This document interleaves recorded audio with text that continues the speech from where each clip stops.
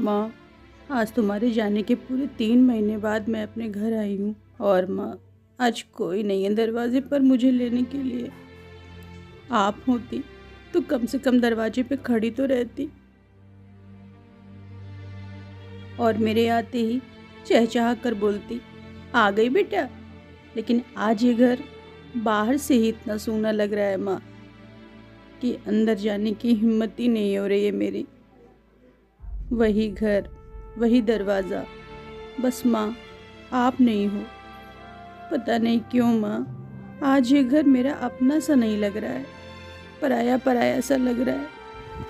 अगर मेरी सास ने मुझे बार बार न समझाया होता कि एक बार जा अपने घर हुआ, तो मैं कभी ना आती यहाँ।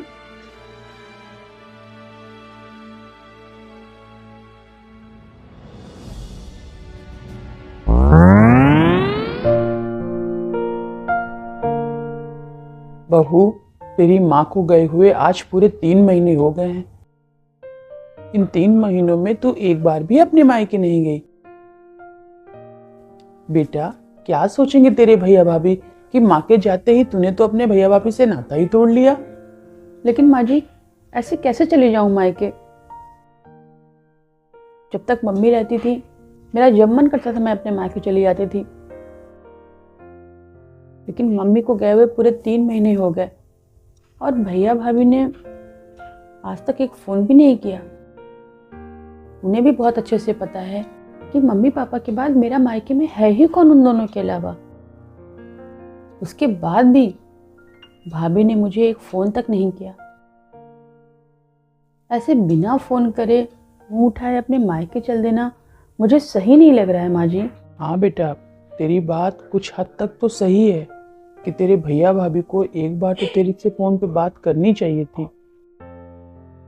लेकिन फिर भी बेटा, बड़े होने के नाते मैं तुझे समझाऊंगी कि भाई बहन के रिश्तों में इतनी अकड़ और ईगो नहीं रखना चाहिए, नहीं तो रिश्ते टूटने में टाइम नहीं लगता। बेटा, तेरे पापा तो पहले ही इस दुनिया से चले गए थे और अब तेरी माँ भी। तेरा मायका तेरे भैया भाभी से ही है, इस बात का तू हमेशा ध्यान रखना। और मेरा तो ये कहना है बेटा कि तू छोटी है, सिर्फ एक बार तू अपने मायके चली जा और जो भी गिले शिकवे हैं वो अपने भैया भाभी से दूर कर ले। ठीक है माँ जी, अगर आप कह रही हैं तो मैं चली जाती हूँ अपने मायके भैया भाभी से मिलने।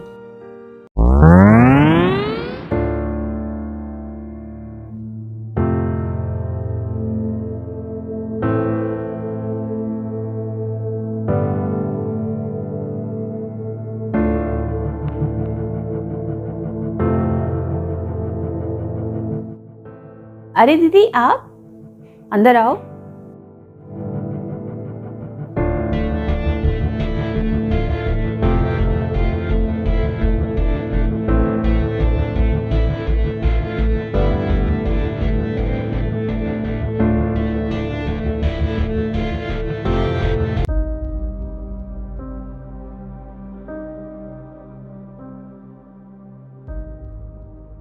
नमस्ते भाभी, कैसे हैं आप लोग? हम लोग बहुत अच्छे से हैं दीदी, आप अपना बताइए। आज यूँ अचानक कैसे मन हो गया आपका अपने मायके आने का? बस भाभी, वो मेरी सास कहने लगी कि 3 महीने हो गए हैं तेरी माँ को ख़त्म हुए, एक बार तो अपने मायके तो हुआ। इसीलिए मैं आ गई भाभी आप सबसे मिलने के लिए। सच कहते हैं लोग, माँ के बिना मायका होता ही नहीं है। अगर आज मम्मी होती और उन्हें पता होता कि मैं आने वाली हूँ तो मेन गेट पे ही खड़ी मिलती मुझे। लेकिन देखो, आज मैं घर आई और मुझे कोई भी नहीं मिला भाभी। कैसे मिलेगा दीदी, हमें क्या पता आप आने वाली हैं। और आने से पहले कम से कम एक फ़ोन तो कर देती। दीदी, अभी मैं थोड़ी देर में ही मार्केट निकलने वाली थी, फिर आपको कौन मिलता घर पर। वो क्या है ना भाभी कि जब मम्मी रहती थी ना इस घर में, तो मेरा जब मन करता था सुबह शाम दोपहर बस मैं बैग उठाई और चली आती थी मम्मी के पास। लेकिन अब पहले जैसी स्थिति नहीं रह गई है भाभी। मैं समझती हूँ कि बाकी लोगों के घरों की तरह अब इस घर में भी आने से पहले मुझे कॉल या मैसेज करके बताना पड़ेगा कि मैं आने वाली हूँ। अच्छा दीदी, एक बात है, आपकी आदत नहीं गई अभी भी कमेंट बोलने की? मैंने तो आपसे इसलिए कहा फ़ोन करके आने के लिए कि अब मम्मी जी तो है नहीं जो हमेशा घर पे ही मिलेंगी आपको। मैं हूँ और आपके भैया हैं, भैया ऑफिस चले जाते हैं, और अगर मुझे भी कहीं निकलना हुआ तो घर में तो ताला लगा करके ही जाऊंगी ना, फिर आपको लौटना पड़ेगा। इसीलिए मैंने आपसे कहा कि फ़ोन करके आइएगा ताकि मैं घर पे रहूँ आपके लिए। ठीक है भाभी, टेंशन मत लीजिए। अब से मैं जब भी इस घर में आऊँगी आपको कॉल करके आऊँगी, बिना कॉल करे कभी नहीं आऊँगी भाभी। लेकिन भाभी, मम्मी को गए हुए पूरे 3 महीने हो गए।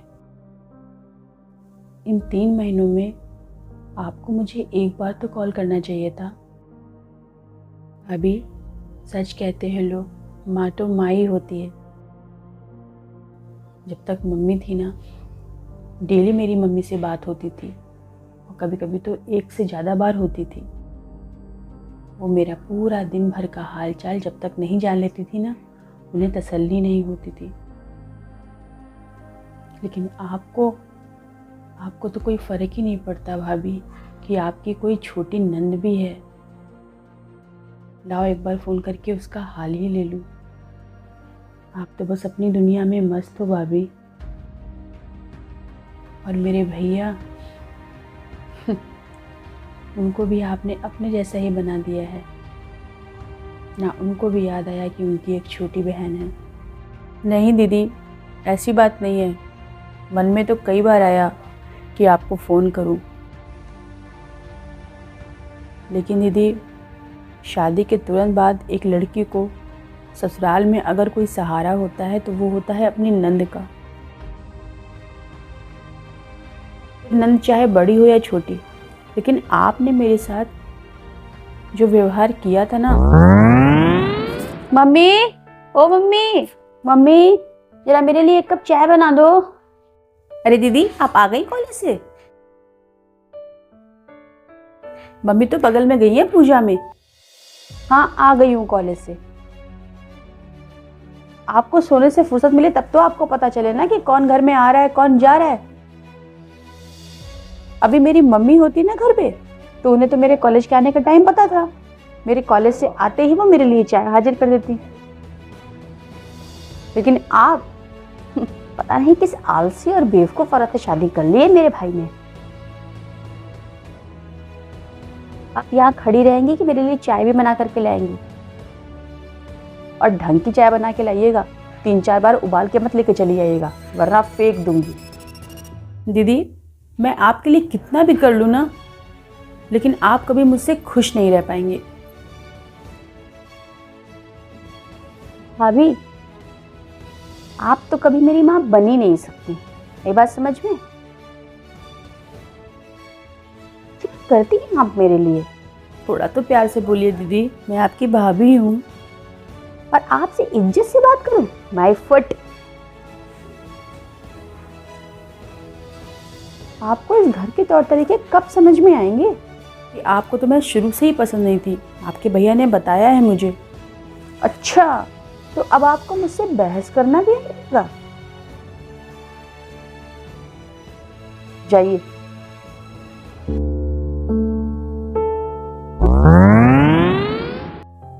इसी की वजह से आपके प्रति ना तो मेरे मन में कोई अपनापन आ पाया और ना ही कोई प्यार।